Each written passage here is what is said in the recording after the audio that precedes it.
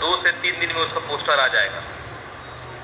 दिलदार Khan, love you, आपको support चाहिए। बिल्कुल भाई, आप अच्छा काम करो, बिल्कुल सपोर्ट देंगे हम।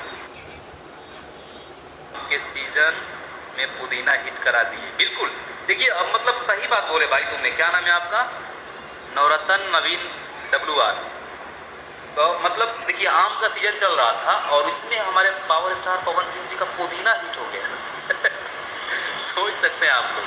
तो ये सब पावर होता है। और पावर भी वैसे जितने भी भाई मेरा देखता है ना, सब भाई मेरा शेर है, सब भाई मेरा शेर है। और मैं कभी भी ये शो अप नहीं करता कि हम ये है, हम वो है, नहीं। मुझे आज 2 लोग जानते हैं, मुझे आज 2 लोग अपना भाई मानते हैं। तो वो वजह आप लोग, वो वजह मेरे पावर स्टार पवन सिंह जी। और मुझे दिखाने नहीं आता है। किसको दिखाएंगे? अपने भाई सबको दिखाएंगे, उन लोगों को दिखाएंगे हम? नहीं। बेटे बेटे दिलदार, मौज कर दी।